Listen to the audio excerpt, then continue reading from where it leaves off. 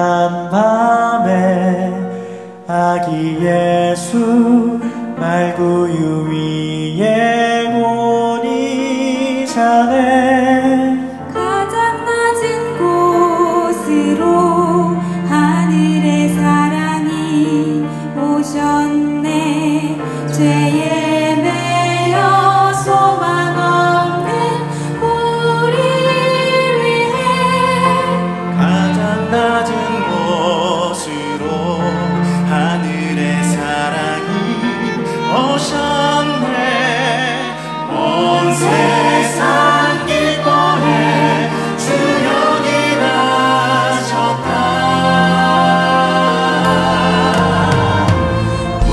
고요한 밤 거룩한 밤 하늘과 땅 위에 참 평화가 임했네. 고요한 밤 거룩한 밤 우리 구주 다시 이와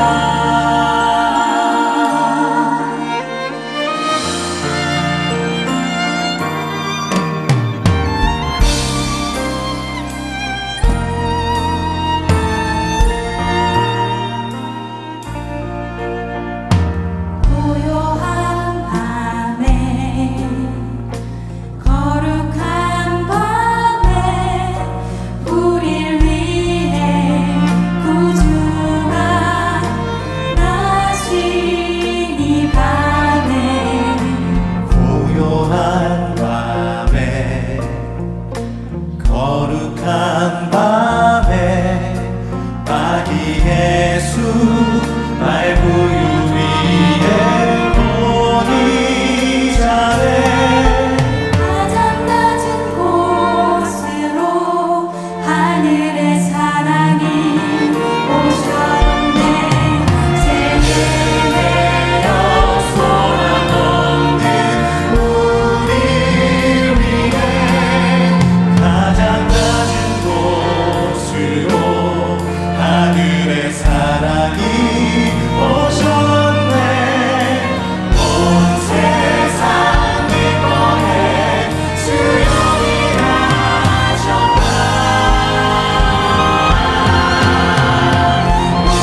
고요한 밤 거룩한 밤 하늘과 땅 위에 참 평화가 임했네. 고요한 밤 거룩한 밤 우리 구주 다시 이와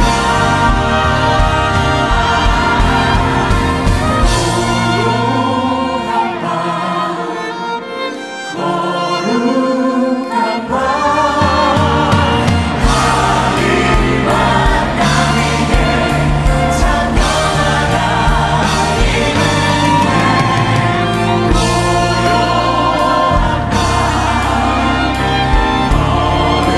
고요한 밤 거룩한 밤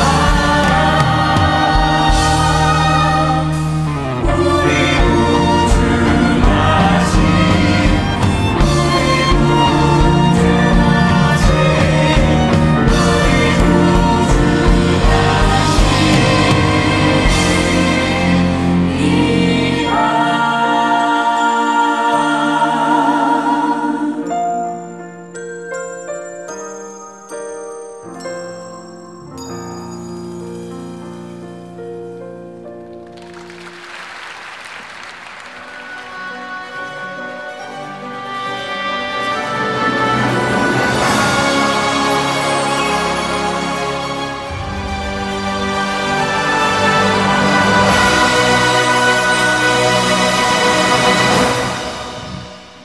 자, 오늘 말씀 엘리야와 엘리사 시리즈 9번째 말씀이고요. 9번을 오는 동안 오늘 말씀이 제일 쉬워요. 모르는 얘기가 하나도 없어요.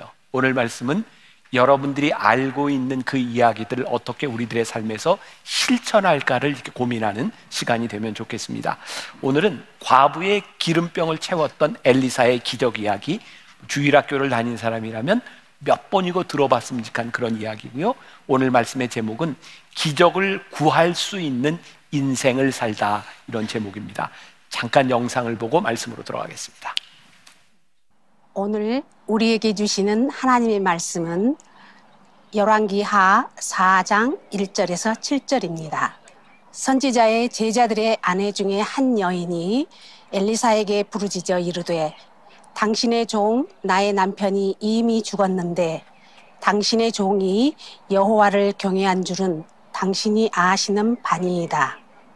이제 빚준 사람이 와서 나의 두 아이를 데려가 그의 종을 삼고자 하나이다 하니 엘리사가 그에게 이르되 내가 너를 위하여 어떻게 하랴? 내 집에 무엇이 있는지 내게 말하라. 그가 이르되 계집종의 집에 기름 한 그릇 외에는 아무것도 없나이다 하니 이르되 너는 밖에 나가서 모든 이웃에게 그릇을 빌리라. 빈 그릇을 빌리되 조금 빌리지 말고 너는 내 두 아들과 함께 들어가서 문을 닫고 그 모든 그릇에 기름을 부어서 차는 대로 옮겨 놓으라 하니라. 여인이 물러가서 그의 두 아들과 함께 문을 닫은 후에 그들은 그릇을 그에게로 가져오고 그는 부었더니 그릇에 다 찬지라. 여인이 아들에게 이르되 또 그릇을 네개로 가져오라 하니 아들이 이르되 다른 그릇이 없나이다 하니 기름이 곧 그쳤더라. 그 여인이 하나님의 사람에게 나아가서 말하니 그가 이르되 너는 가서 기름을 팔아 빚을 갚고 남은 것으로 너와 내 두 아들이 생활하라 하였더라. 이는 살아계신 하나님의 말씀입니다. 아멘. 사랑하고 의지하는 남편의 죽음, 당장 내일 먹을 음식도 걱정되는 가난, 빚을 갚지 못해 두 아들까지 종으로 끌고 가겠다는 협박. 기적을 바랄 수밖에 없는 과부는 지푸라기를 잡는 심정으로 남편의 스승 엘리사 앞에 섭니다. 오늘의 기적은 엘리사가 어떤 과부의 기름병을 채웠던 그런 이야기입니다. 이스라엘 사람들에게 있어서 두 가지 큰 그런 문화 중에 하나가 포도주를 만드는, 포도즙을 짜내는 것, 또 하나는 이 올리브를 가지고 기름을 만드는 것이죠. 어느 날 그 엘리사의 제자 중에 한 부인이 엘리사에게 와서 이런 이야기를 합니다. 내 남편이 하나님을 경외하는 사람이었는데 내가 지금 너무 어렵게 되어서 우리 아들 둘이 종으로 팔릴 수도 있습니다. 나를 좀 도와주십시오. 어떻게 저렇게 당당하게, 어떻게 저렇게 뻔뻔하게 이야기를 할 수 있을까? 오늘 이 말씀을 생각하면서 저는 은혜에 대한 이야기를 한번 생각해 보려고 합니다. 은혜, 우리들이 자격으로 은혜를 받는 것은 아니지만 우리들이 은혜를 구할 수 있는 사람은 되어야 되지 않을까? 아무것도 없는 상황 가운데서 엘리사에게 내 남편이 이렇게 살았으니 나에게 은혜를 베풀어 주십시오 라고 말할 수 있었던 그 여인에게 이 기름이 만들어지는 기적을 통하여 또 가정을 살리는 일들이 일어났는데, 여러분들에게도 하나님께 은혜를 구하는 그 일로 말미암아 여러분들의 삶에 풍성한 은혜가 있기를 구하며 말씀으로 들어가 보겠습니다. 기적은 무엇일까요? 기대조차 하기 힘들거나 불가능하다는 세상의 인식 가운데에서 받을 자격 없는 자에게 주어지는 하나님의 은혜 아닐까요? 은혜가 필요한 우리에게 기적을 허락하시는 하나님을 기대합니다.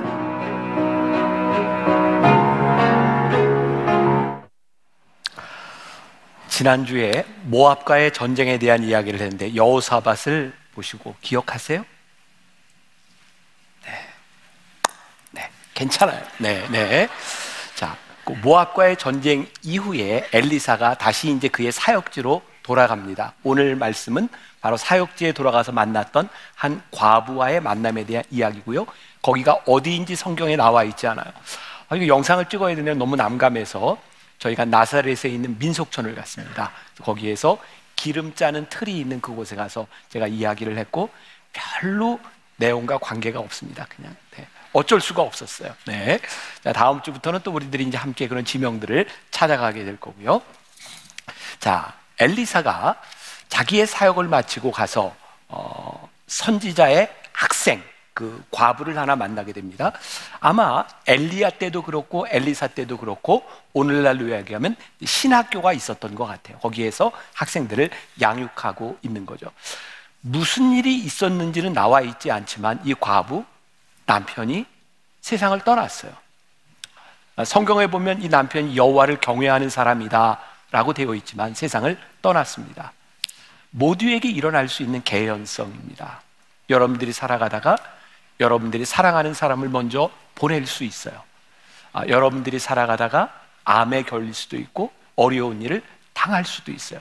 이 어려움이라고 하는 것은 하나님을 믿는 사람들에게 찾아오지 않는 것이 아니라 누군가에게 찾아오는 일이고, 이 어려움 가운데서 우리들은 어떻게 살아가는가가 우리 그리스도인의 모습을 분명히 이야기해주고 있는 거죠. 너무 안타까운 상황이에요. 남편이 죽었는데 이제 두 아들도 빚으로 인해서 종으로 팔려갈 수밖에 없는 상황이 되었던 거예요. 자, 그런데 이 여인이 엘리사에게 와서 당당하게 이렇게 얘기합니다. 1절, 당신의 종 나의 남편이 이미 죽었는데 당신의 종이 여호와를 경외한 줄을 당신이 아시는 바니이다. 내 남편이 이렇습니다 라고 이야기를 하고 있는 거예요. 지난주에 제가 여호사밧, 여호람에 대한 이야기를 하면서 우리들이 하나님 앞에 은혜를 받는 것은 자격이 아니다. 그러나 하나님께 은혜를 구할 만한 자격은 갖추어야 된다. 굉장히 말이 안 되는 얘기를 했다 그랬어요. 기억나시나요? 그래요. 우리들이 자격으로 은혜를 받는 것은 아니지만 우리들이 은혜를 구하기 위한 자격은 무엇일까? 오늘 이 기적이 일어나게 된 이 여인이 당당하게 이야기하게 된 그 자격은 무엇인가를 우리들이 생각해 볼 필요가 있어요. 이 여인이 이야기합니다. 우리 남편이 여호와를 경외한 것이 확실합니다. 그리고 엘리사는 이 여인에게 이렇게 기적을 베풀게 되죠. 2절, 엘리사가 그에게 이르되 내가 너를 위하여 어떻게 하랴? 내 집에 무엇이 있는지 내게 말하라. 그가 이르되 계집종의 집에 기름 한 그릇 외에는 아무것도 없나이다 하니. 자, 이 말씀을 묵상하면서 우리들이 유추해 볼 수 있는 게 있어요. 이 세상을 떠난 이 선지자의 종, 이 사람이 물질의 연연에 살지 않았구나. 왜 그런 유추가 가능하냐면 당시에 엘리사는 선지자였지만 막강한 권력이 있었던 사람인 것 같아요. 왜냐하면 어려움을 당할 때마다 왕들이 와서 도움을 구할 정도로. 그래서 우리가 다음 주에 나올 이야기지만 이 엘리사에게는 사환이 있었어요. 그 이름이 게하시입니다.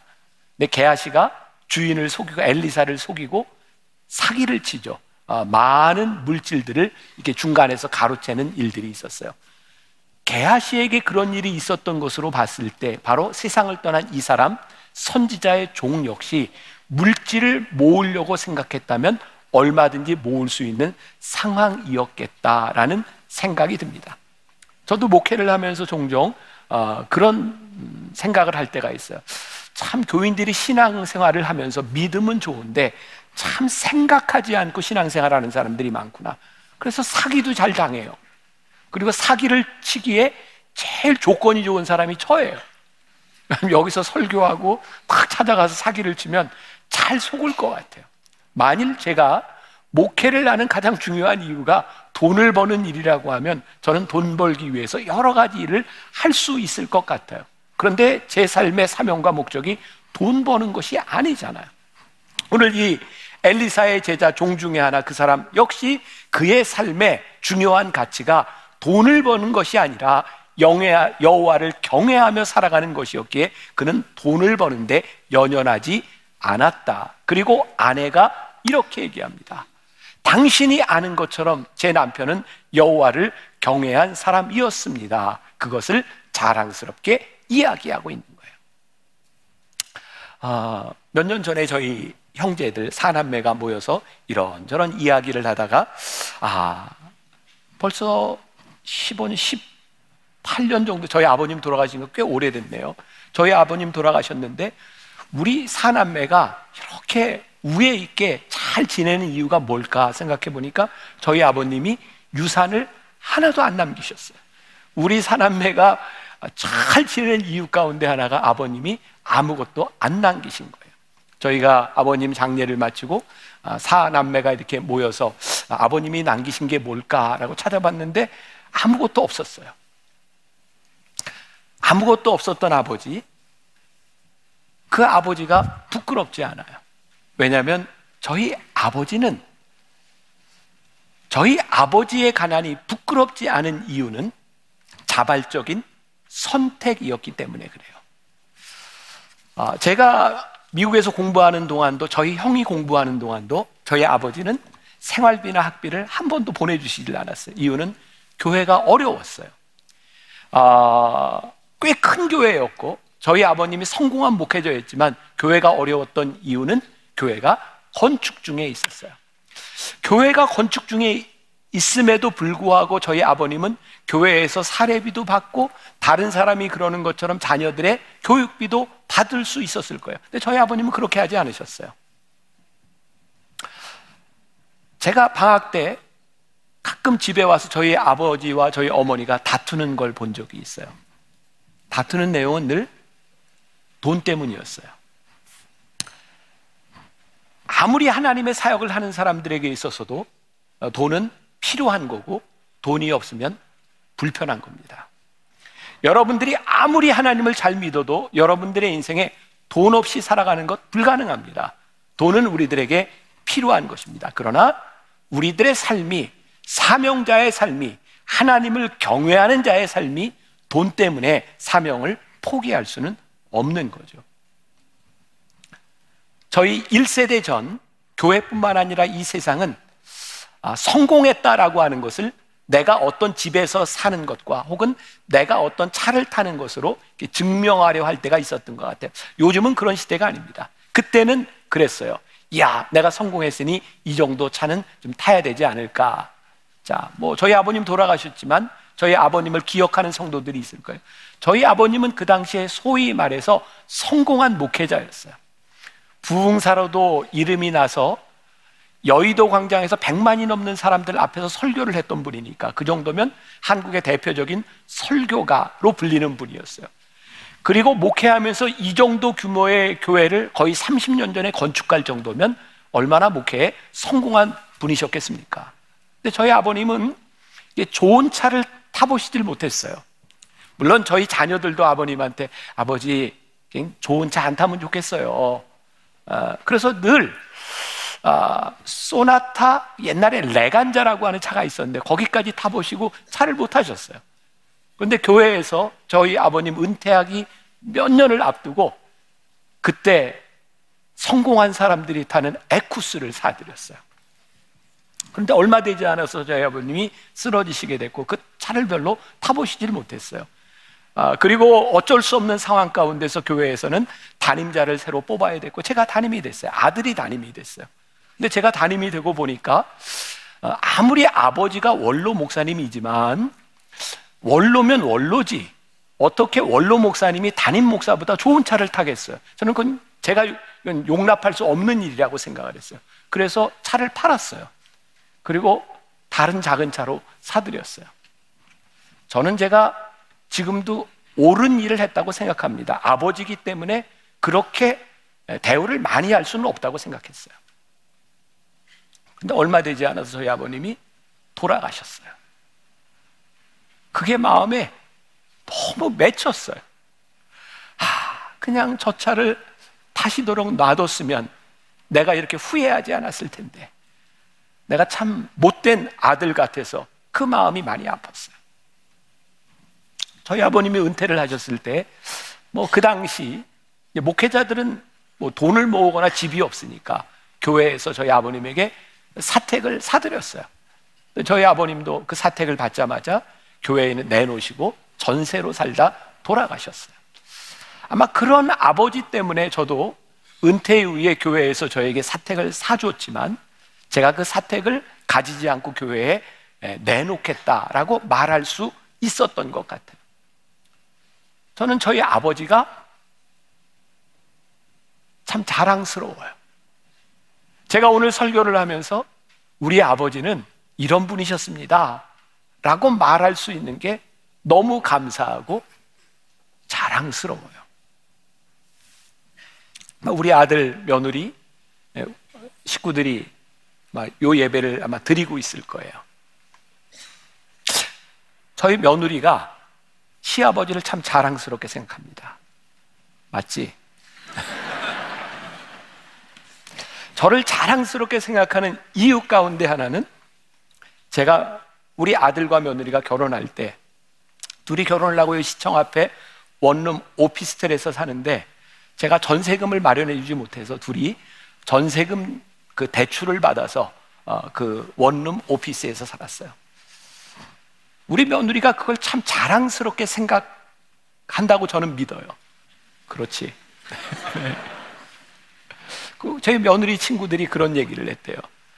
야, 네가 분당에 있는 만나교회 담임 목사 아들하고 결혼을 해서 너 참 큰 부잣집에 시집 간다고 생각했는데 야, 전세비도 못 내서 전세금 대출을 받았다는 얘기를 듣고 너무 좋다. 이 좋다라고 하는 말 가운데는 여러 가지 의미가 있는 것 같아요. 너 참 자랑스럽다.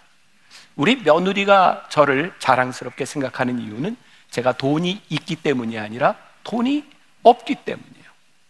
이유는 제 삶의 목적이 돈을 모으는 데 있지 않고 적어도 목회자로 살아가는 사람이기 때문에 그런 것 같아요. 오늘 이 과부가 엘리사에게 이렇게 얘기합니다. 제 남편이 하나님을 경외하는 사람인 줄을 당신이 아시거니와 저에게는 기름 한 그릇밖에 아무것도 없습니다. 자, 오늘 제가 여러분들에게 이야기하는 걸 잘 들었으면 좋겠어요. 여러분들이 가난하게 사는 것이 축복이다 이런 이야기를 하는 것이 아닙니다. 적어도 우리들의 삶에 하나님의 사람으로 살아가는데 내가 돈 때문에 살아가는 사람은 아니었습니다 라고 말할 수 있는 것이 큰 축복이다. 자, 그런 의미에서 느헤미야 5장 14절과 15절에 나와 있는 느헤미야가 예루살렘의 총독으로 가서 성전을 재건할 때 어려움을 당했을 때 하나님께 도움을 요청하는 내용이 그걸 증명하고 있어요. 느헤미야는 가난한 사람이 아닙니다. 그는 충분히 먹을 게 있었고 그는 총독이라고 하는 지위도 가진 사람이었어요. 자, 14절 15절 같이 봅니다. 또한 유다 땅 총독으로 세움을 받은 때 같이 봅니다. 시작. 또한 유다 땅 총독으로 세움을 받은 때 곧 아닥사스다 왕 제20년부터 제32년까지 12년 동안은 나와 내 형제들이 총독의 녹을 먹지 아니하였느니라. 나보다 먼저 있었던 총독들은 백성에게서 양식과 포도주와 또 은 40세겔을 그들에게서 빼앗았고 또한 그들의 종자들도 백성을 압제하였으나 나는 하나님을 경외함으로 이같이 행하지 아니하고. 그 이전의 총독들은 이렇게 살았지만 나는 여호와를 경외하는 사람이기 때문에 그들과 같이 행하지 아니하고 이렇게 행했습니다. 하나님 도와주세요. 오늘 이 과부뿐만 아니라 힘과 권력을 가지고 있었던 이 느헤미야도 하나님께 당당하게 기도하며 하나님께 기적을 구할 수 있었던 이유가 하나님 저 이렇게 살았습니다 라고 이야기하고 있는 거예요. 오늘 여러분들에게 그런 도전을 좀 드리고 싶어요. 우리의 인생의 가장 큰 축복이 뭘까? 하나님 저를 좀 봐주세요. 제가 이렇게 살았잖아요 라고 말할 수 있는 것이 우리들에게 진짜 큰 축복이 아닐까? 우리의 인생의 큰 축복, 우리가 살아온 삶을 하나님 앞에 이야기하고 우리의 살아온 삶을 이야기하며 하나님께 도우심을 구할 수 있는 자격을 갖출 수 있다는 것, 그게 우리들의 인생에 얼마나 큰 축복이겠는가. 제가 설교 시간에 우리 손녀딸 얘기를 좀 자주 하죠. 기분 나쁘진 않죠? 제가 지금 또 하려고 그러는 거예요. 네, 제가 우리 손녀딸하고 뭐 이렇게 저는 아침에 식사하면서 영통을 합니다. 아시죠? 영통이 영적 통화가 아니고 영상 통화인 거 아시죠? 네, 영상 통화를 해요. 그럼 그때가 딱 우리 아이들 이렇게 저녁 먹을 시간입니다. 또 우리 손녀딸이 할머니 할아버지가 딱 이렇게 전화를 하면 밥 먹던 걸 딱 내려놓고 막 밑으로 내려가요. 그러면서 아주 부산해요. 뭐냐면 어린이집에서 배운 걸 보여주려고 밥을 안 먹고 가서 엄마가 이렇게 막 춤을 추고 노래를 해요. 그럼 이제 할머니 할아버지가 야, 너 밥 먹어야 돼. 너 자꾸 그러면 할머니 할아버지 빠이 그러면 이놈이 응 하고 안 된다고 또 울어요. 그리고 막 보여줘요. 제가 어제 새벽에 이 말씀을 묵상하다가 그게 생각이 나는 거예요. 아, 저 어린 것이 할머니 할아버지에게 보여주고 싶은 것이 있는 거 참 행복한 일이다. 우리가 하나님 앞에 하나님 저를 좀 봐주세요. 제가 이렇게 믿음으로 살아갑니다 라고 말할 수 있는 것이 우리들에게 얼마나 큰 축복이겠는가. 오늘 그 과부에게 일어난 기적, 어떤 기적이 일어나고 있는가. 자, 3절부터 7절까지를 봅니다. 3절부터 7절 같이 봐요. 자, 시작. 이르되 너는 밖에 나가서 모든 이웃에게 그릇을 빌리라. 빈 그릇을 빌리되 조금 빌리지 말고 너는 내 두 아들과 함께 들어가서 문을 닫고 그 모든 그릇에 기름을 부어서 차는 대로 옮겨 놓으라 하니라. 여인이 물러가서 그의 두 아들과 함께 문을 닫은 후에 그들은 그릇을 그에게로 가져오고 그는 부었더니 그릇에 다 찬지라. 여인이 아들에게 이르되 또 그릇을 내게로 가져오라 하니 아들이 이르되 다른 그릇이 없나이다 하니 기름이 곧 그쳤더라. 그 여인이 하나님의 사람에게 나아가서 말하니 그가 이르되 너는 가서 기름을 팔아 빚을 갚고 남은 것으로 너와 내 두 아들이 생활하라 하였더라. 오늘 이 말씀을 통해서 우리는 이 기적이 일어났던 세 가지 요인들을 짧게 살펴보게 될 거예요. 오늘 이 이야기는 성경에서 찾은 더 크게 성공하는 법이라는 책에 나오는 가난을 극복하는 세 가지 교훈에서 제가 제목을 좀 따왔어요. 자, 여러분들에게 한번 또 묻습니다. 여러분, 가난이 복인가요? 아니요, 성경은 가난을 복이라고 이야기하지 않습니다. 성경은 계속해서 가난했던 삶을 어떻게 벗어날지, 종된 삶을 어떻게 벗어날지 계속 가르치고 있는 것으로 봐서 성경은 가난을 복이라고 여기지 않습니다. 여러분들이 가난을 벗어나서 더 잘 되는 것을 성경은 분명히 복이라고 이야기합니다. 그런데 이 가난이 어쩔 수 없는 가난이 아니라 우리들의 자발적 선택으로 일어난 가난이라면 괜찮습니다. 그러니까 여러분들이 가난하게 산다고 저주받은 것도 아니고 가난하게 산다고 잘못 사는 것은 아닙니다. 또 여러분들이 부자이기 때문에 여러분들이 꼭 축복을 받은 사람이 아니라 부자이기 때문에도 여러분들의 삶이 잘못될 수 있습니다. 중요한 것은 가난과 부에 대한 문제가 아니라 하나님 나를 봐주세요 라고 말할 수 있는가. 시편 81편 10절에 보니까 내 입을 크게 열라 내가 채우리라 라고 말씀하고 있어요. 이 말씀을 단순히 기복적인 신앙으로 이해한다면 굉장히 잘못된 겁니다. 자, 내 입을 크게 열라 하나님이 채우시리라. 너희들이 구하는 것을 하나님이 들어주시리라.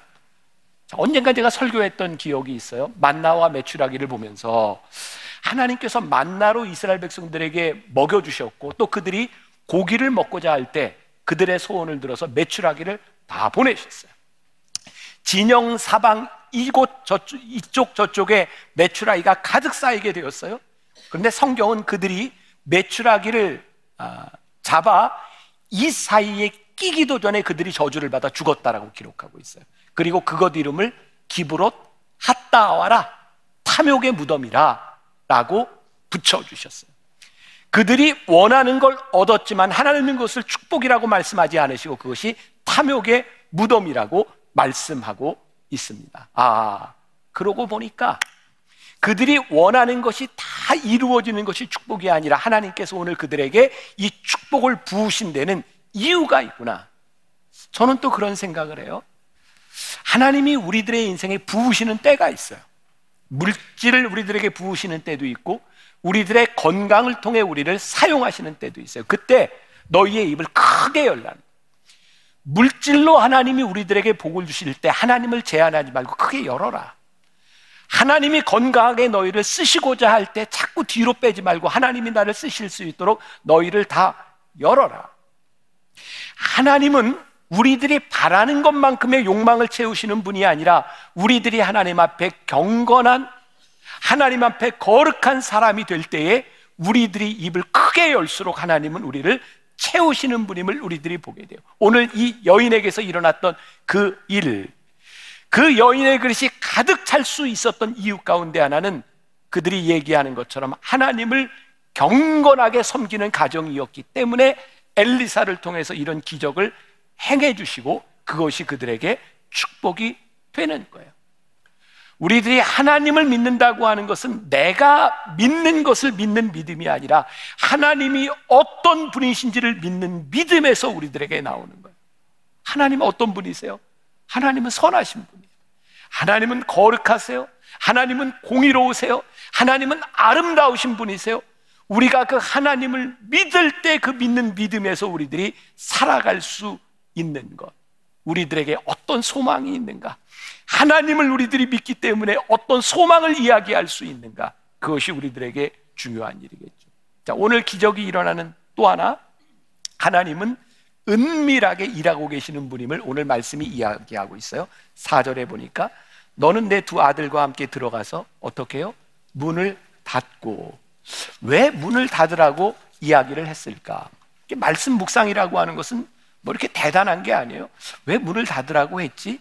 깊이 생각해 보는 게 말씀 묵상인 거죠. 아, 그랬을 것 같아요.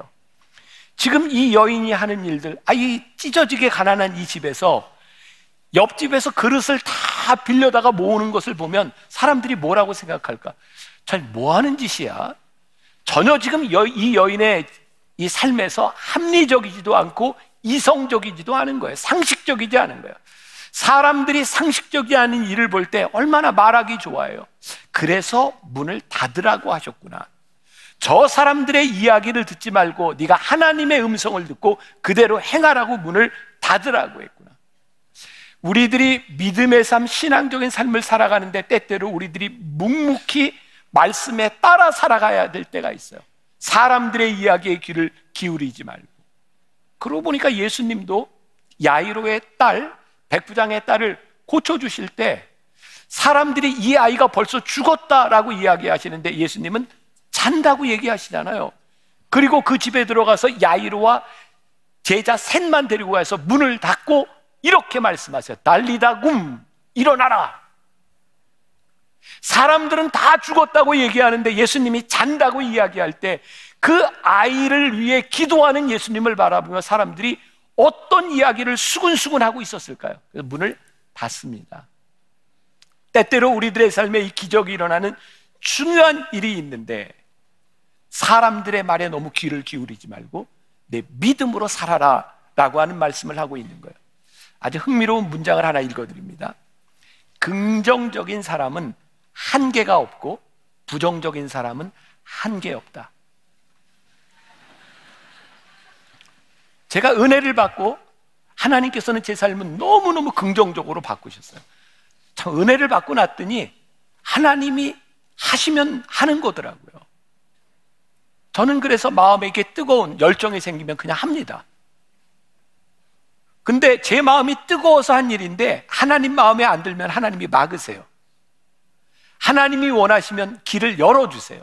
그게 제가 살아온 삶의 방식입니다. 근데 많은 사람들이요, 부정적인 생각을 가지고 있는 사람들은 시작하지 않습니다. 부정적인 이유들이 참 많습니다. 긍정적인 사람은 한계가 없고 부정적인 사람은 한계 없는 겁니다. 자, 이솝 우화를 제가 하나 들려드릴게요. 잘 아는 이야기입니다. 어떤 아버지와 아들이 나귀를 가지고 시장으로 갑니다. 나귀를 데리고 가는데 사람들이 수근수근해요. 아니 저 사람들 바보같이 왜 나귀를 데리고 가? 나귀를 타야지. 이 얘기를 듣고 아버지가 아들을 딱 앉히고 시장으로 갑니다. 사람들이 또 수근수근해요. 아니 어른이 타야지, 애를 태우고 가죠. 버릇이 없구나. 가정교육을 잘못하는구나. 그 얘기를 듣고 이제 아버지가 타고 아들이 걸어서 갑니다. 근데 사람들이 저 아버지 참 못됐네. 아버지가 아들을 태워야지. 그 얘기를 듣고 이제 아버지가 안 되겠다. 그래서 아버지와 아들이 함께 나귀를 타고 갑니다. 사람들이 또 얘기하는 게 아무리 동물이 돼도 그렇지 저거 둘이 타는 건 동물 학대야. 그래서 아버지가 안 되겠구나. 내려가지고 이번에는 나귀 발을 다 묶어가지고 아버지와 아들하고 둘이 나귀를 들고 가는 거예요. 근데 사람들이 아니 저런 바보같이 나귀는 타라고 있는 건데 나귀를 들고 가 바보같이. 이게 우리의 삶인 거예요. 사람들의 이야기를 들으면 사람들의 말에 귀를 기울이기 시작하면 우리들이 할 수 없는 일들이 너무 많아요.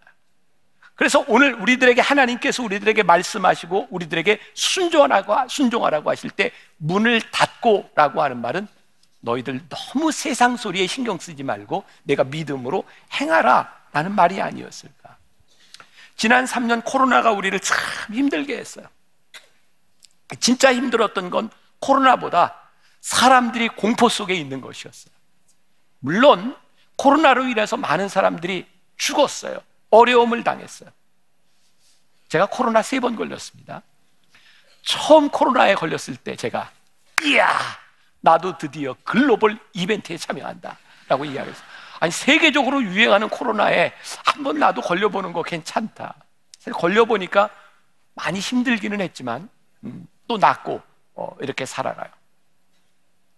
요즘 하는 말 중에 헬조선이라는 말을 참 많이 합니다. 헬조선. 대한민국에 살면서. 근데 저는 진짜 대한민국 국민인 게 너무 좋아요. 제가 지금 대한민국이 잘 살게 되었기 때문이 아니라 제가 30여 년 전 유학을 갈 때 우리나라가 미국에서 도움을 받아야 할 때도 저는 대한민국이 참 좋았어요. 이 땅에서 우리들이 함께 살아가는 것, 이게 얼마나 감사한 일인지 몰라요. 아무도 없는 곳에서, 아무도 보지 않는 곳에서 하나님과 함께 우리들이 살아가며 사명자의 삶을 살아간다고 하는 것, 순종하며 살아가는 것이 우리들에게 축복이다라고 믿어질 때 우리는 묵묵히 그 길을 가요. 이번 코로나를 지나가면서 저희 교회 예배들이 많이 유튜브나 방송을 통해서 나가게 되면서 사람들이 저와 저희 교회에 대해서 많이 알게 됐어요. 오랫동안 만나지 못했던 제 친구들이 저에게 여러 통 전화를 했습니다. 그러면서 저에게 이런 얘기를 했어요. 김 목사 미안해. 뭐가 미안해? 내가 김 목사를 미워했어. 그 얘기 안 했으면 제가 평생 모르고 살았을 거예요. 근데 미워했대요. 미워한 이유가 뭐냐면 아버지의 아들, 저희 아버지의 아들이기 때문에 미워했대요. 조금 전에 이야기했잖아요. 저희 아버지는 저에게 도움을 안 주셨지만 굉장히 유명한 성공한 목회자였어요. 그 친구들이 볼 때 저는 소위 말하는 금수저인 거예요. 아버지 잘 만나서 목회하고 아버지 잘 만나서 유학 가고 아버지 잘 만나서 지금 이렇게 큰 교회 목회를 하는 것, 그게 미웠다는 거예요. 제 친구 중에 하나가 그 말을 듣고 이렇게 얘기를 하더라고요. 김 목사, 나는 부러워하는 것은 이해가 되지만 미워하는 것은 이해가 안 돼. 자기가 아버지 고른 거 아니잖아. 우리들의 삶에는요 어쩔 수 없는 것들이 참 많습니다. 여러분들에게 주어진 것이 많습니다. 근데 이것 때문에 우리들이 부정적인 생각이 드는 것은 우리들의 삶에 전혀 도움이 되지 않습니다. 저는 지금 여러분들에게 한때 우리나라에 유행했던 긍정적 사고, 파지티브 싱킹 이런 거 이야기하는 거 아닙니다. 하나님이 여러분들을 부르신 그 자리에서 우리들이 묵묵히 살아야 될 우리들의 인생 가운데 부정적인 것이 별로 도움이 되지 않습니다. 하나님이 나를 그 부르신 가운데 우리들이 어떻게 긍정적으로 살아가는가, 어떻게 긍정적 언어를 이야기하며 긍정적 삶을 살아가는가는 굉장히 중요한 거예요. 유명한 빌 게이츠라는 부자가 이런 말을 했어요. 가난하게 태어난 것은 너의 잘못이 아니지만 죽을 때도 가난한 것은 너의 책임이다. 요즘 젊은이들 이런 말 들으면 막 팍 돌아버릴지 몰라요. 네? 아니 요즘 아무리 노력해도 집 하나 살 수 없는 그런 상황에서 우리들이 살아가는데 죽을 때도 가난한 것은 너의 책임이다. 그건 진짜 기분 나쁜 소리고 부자들이나 할 수 있는 소리, 정말 재수 없는 소리다라고 할지 몰라요. 근데 저는 이런 생각을 합니다. 그래요. 우리들이 평생 노력해서 집 하나 살 수 없을지 몰라요. 만일 우리들의 인생의 가치가 돈뿐이라면 우리들의 인생에는 불평거리가 너무너무 많을지 몰라요. 우리의 인생은, 우리들의 삶은 돈을 뛰어넘는 하나님의 부르심이 우리들 가운데 있어요. 돈이 우리들에게 필요한 것이기는 분명하지만 돈 때문에 우리들의 인생이 좌우될 수는 없는 거예요. 돈을 버는 것, 잘 사는 것이 하나님의 축복이 분명하지만 우리들이 자발적으로 가난해지는 것도 저는 큰 축복이라고 생각해요. 하나님을 믿는 사람들은 이 세상이 살아가는 삶의 가치와 다른 삶을 살아요. 기적이 일어날 수 있었던 것, 세상 사람들이 뭐라고 이야기하든 문을 닫고 하나님의 말씀에 순종하는 모습이 여기에 있어요. 예수님께서 공생애를 지나실 때 성경에 보니까 고향 나사렛에서는 어떤 기적도 행할 수 없었다라고 되어 있어요. 왜? 그들이 예수님을 인정하지 않으니까 예수님이 그들에게서 기적을 행할 수 없었던 거죠. 마이클 거버라는 사람이 이런 말을 했어요. 성공하는 사람들은 모든 곳에서 기회를 발견하지만 대부분의 사람들은 모든 곳에서 문제만 발견한다. 여러분들은 어떤 신앙의 삶을 살고 있는가? 자, 기적의 비결 세 번째, 믿음의 순종이라는 말을 좀 하고 싶어요. 제가 자주 하는 말 가운데 발 달린 기도를 해라, 이런 말을 종종 합니다.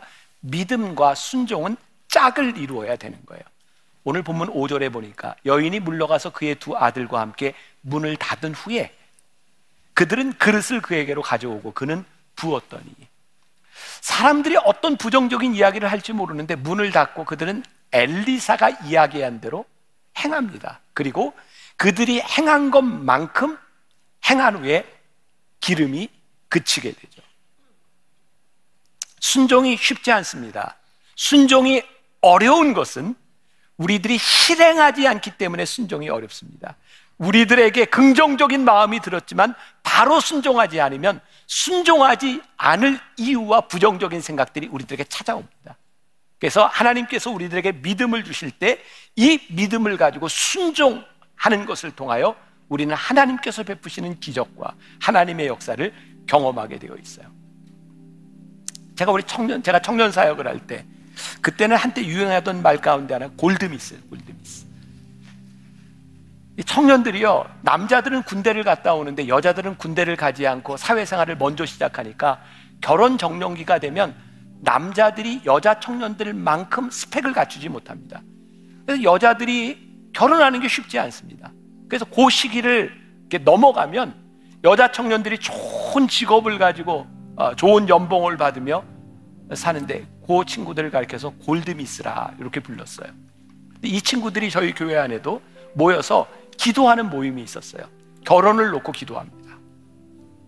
제가 한 번은 그 친구들한테 그랬어요. 그만 기도해. 뭐 자꾸 기도를 해. 좀 만나. 아니 맨날 기도만 하면 결혼이 되냐? 기도하면서 만나야 되지. 너무 공감이 가지 않아요? 하나님 잘 믿는 것 같은데 기도만 해요. 기도한 대로 살아갈 시간이 없는 거예요. 기도한 대로 용기 있게 순종할 시간이 없는 거예요. 그래서 기도만 해요. 오늘 말씀해 보니까 엘리사 선지자를 통하여 믿음의 언어를 들었을 때 그들이 문을 닫고 그들이 믿음의 행동, 순종을 했기 때문에 기적이 일어나요. 오늘 엘리사의 기적은 엘리사의 명령 때문이 아니라 엘리사의 명령을 들은 이 과부와 그 아들들이 순종했기 때문에 일어난 일이에요. 우리가 가지고 있는 믿음은 기적의 동기가 됩니다. 모티베이션이 돼요. 동기가 돼요. 그러나 순종이 기적의 결과를 만들어내는 거예요. 믿음은 우리들에게 동기를 부여하지만 순종하지 않으면 기적이 결과적으로 나타나지 않아요. 오늘 여러분들에게 제가 도전합니다. 여러분들의 인생에 나타날 기적을 꿈꾸며 이 세상으로 나가십시오. 오늘 하나님께서 여러분들에게 주신 믿음의 언어와 믿음의 생각들, 긍정적인 생각들을 내 가슴에 담아두는 것이 아니라 그 믿음의 삶을 살아가는 거예요. 사람들의 말에 귀를 기울이는 것이 아니라 하나님 앞에서 우리들에게 주어진 멋진 믿음의 삶을 순종하며 살아갈 때 하나님께서 여러분들에게 베푸실 기적을 기대하는 한 주간이 되시기를 주님의 이름으로 간절히 축원합니다. 우리 다음 주에 우리 모였을 때 그런 이야기들이 우리 가운데 있었으면 좋겠어. 그래, 하나님께서 내 삶에 이렇게 역사하셨어. 와, 내가 어려움과 고난과 가난에 처하는 것도 이건 내가 하나님 앞에 선택한 일일 때 전혀 부끄러운 일이 아니에요. 여러분들에게 축복이에요. 하나님이 여러분들에게 물질을 부으셔서 여러분들이 부자가 되었을 때에 그것이 여러분들이 축복이 될 수 있도록 사세요. 와, 하나님께서 나에게 부으신 일이 복이야 라고 이야기할 수 있을 때 여러분들은 진짜 멋진 기적을 만드는 인생이 될 줄 믿습니다. 우리 주님 말씀하시면 함께 찬양하며, 혹시 기도하고 싶은 분들은 기도해도 괜찮아요. 하나님 저에게 이 순종의 믿음을 주세요. 주님 말씀하시며 내가 나아가리라. 주님 뜻이 아니면 내가 멈춰서리라. 나의 가고 서는 곳 주님 뜻에 있으니 오 주님 나를 이끄소서. 주님 말씀하시면 주님 우리들에게 순종의 말씀하시며 용기를, 내가 순종의 마음을 허락하여 나아가리라. 주시기 주님 언제부터인가 우리들의 삶에 부정적인 생각으로 가득 차서 하나님의 말씀에 순종하지 못할 때가 많습니다. 우리들에게 주님의 마음, 하나님의 마음, 믿음을 우리에게 허락하셔서 하나님 앞에 담대하게 행동할 수 있는 우리에게 허락하여 주옵소서. 주님, 믿음으로 순종하기를 원합니다. 믿음으로 따라가기를 원합니다. 하나님 주시는 거룩한 비전이 우리 가운데 살아있기를 소원합니다. 순종하며 살리니 연약한 내 영혼 통하여 일하소서. 주님 나라와 그 뜻을 위하여 뜻하신 그곳에 나 있기 원합니다. 이끄시는 대로 순종하며 살리니 연약한 내 영혼 통하여 일하소서. 주님 나라와 내가 믿고 또 의지함을 위하여 내가 믿고 또 의지하는 내 모든 영역 아시니 주님 늘 보호해 주실 것을 나는 확실히 우리 믿음으로 내가 믿고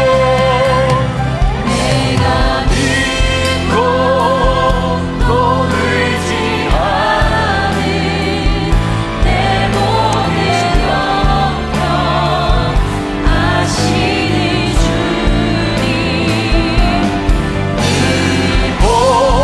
보호해 주실 것을 나는 확실히 우리 한 번만 더 믿음으로 내가 믿고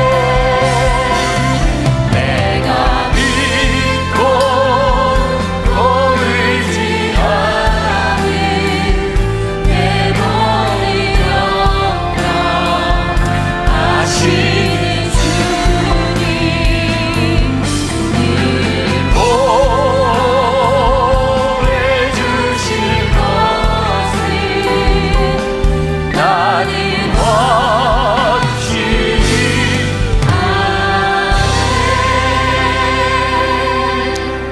지금은 우리 주 예수 그리스도의 은혜와 하나님 아버지의 무한하신 사랑과 성령의 인도하심, 내가 믿는 그 믿음을 순종하며 살아나겠습니다. 이 세상 한가운데서 주와 함께 묵묵히 이 길을 가겠습니다. 내 삶에 하나님 베푸시는 기적을 간증하는 삶이 되겠습니다. 그렇게 바라고 기대하며 이 세상으로 나가는 당신의 사랑하는 모든 백성들 위해 지금부터 영원까지 함께 하시기를 간절히 축원하옵나이다. 아멘. 지금은 선교 헌금 시간입니다. 이 예배를 통해 삶 가운데 은혜와 회복이 충만하시길 간절히 기도합니다.